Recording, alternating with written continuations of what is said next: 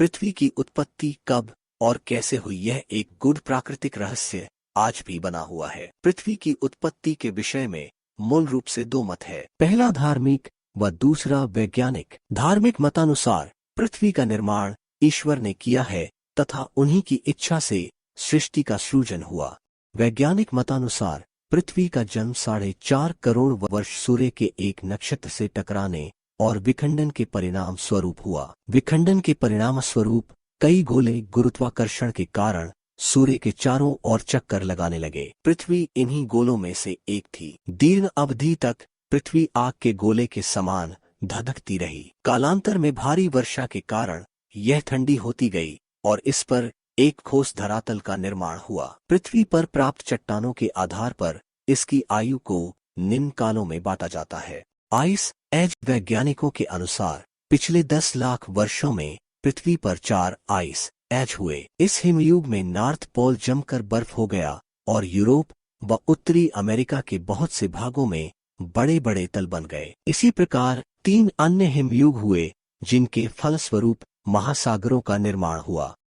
पूर्व कैम्ब्रियन युग अत्यधिक गर्म होने के कारण पृथ्वी पर 120 करोड़ वर्षों तक जीव जंतु व पेड़ पौधे नहीं हुए। कालांतर में परिवर्तन के कारण एक कोशिकीय हड्डी रहित त्वचा रहित जीव बने। उत्तर कैम्ब्रियन युग जीवों में इवोल्यूशन के कारण इस युग में कीट पतंगों, बिच्छू और मेंढक उत्पन्न हुए। कैम्ब्रियन युग 7 करोड़ से 21 करोड़ वर्ष पूर्व जल में मेढक एवं मछलियां, पेट के बल चलने वाले कीड़े तथा जलीय जीवों का उद्भव हुआ।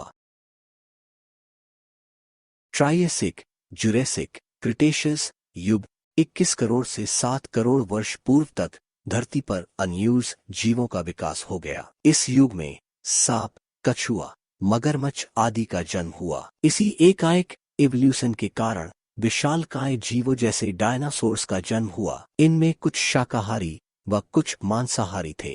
अल्पविकसित मस्तिष्क व बदलती परिस्थितियों के कारण ये विलुप्त हो गए। सिनोजोइक युग 7 करोड़ वर्ष से अब तक पृथ्वी पर विभिन्न जीव जंतुओं का विकास हुआ। इनमें पक्षी, वनस्पतियों के साथ बंदर, लंगूर, वन मनुष्य, नर मानव आदि अस्तित्व में आए। वहीं से नर वानर का जन्म हुआ। ये धरती पर दोनों पैरों से चलना सीखने लगे। धीरे धीरे उनके दिमाग का विकास हुआ। इस प्रकार होमोसैपियंस यानी ज्ञानी मनुष्य धरती पर आया। इन्हीं में इवोल्यूशन के कारण मनुष्य की अलग अलग प्रजातियां बनी।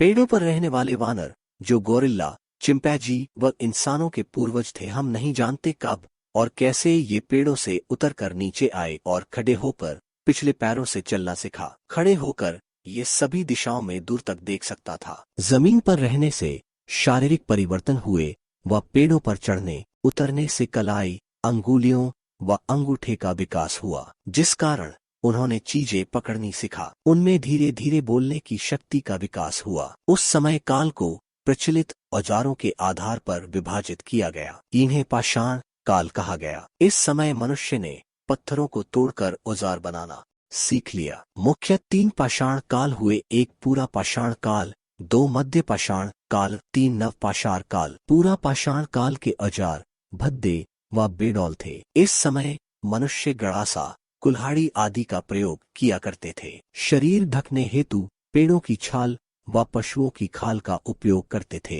ये कच्चा मांस व कंद मूल खाकर घुमंतु जीवन जीता था। मध्य पाषाण काल में लोग मछली पकड़कर शिकार कर व खाद्य पदार्थ बटोर कर पेट भरता था। ये पशुपालन भी करते थे। नव पाषाण काल के मानव ने पहिए का आविष्कार किया। इस समय के हथियार चमकीले, पालिशदार व सुडौल थे। इन लोगों को खेती का ज्ञान था। ये सूत काट कर वस्त्र बनाना सीख गए। अब वे एक जगह रहकर जीवन बिताने लगे। इसी तरह लंबे समय तक ये विकास का क्रम चलता रहा और इसी विकास व प्रौद्योगिकी के बल पर मनुष्य यहाँ तक पहुँच पाया। मनुष्य को इस समय तक पहुँचने के लिए हजारों वर्षों का समय लगा।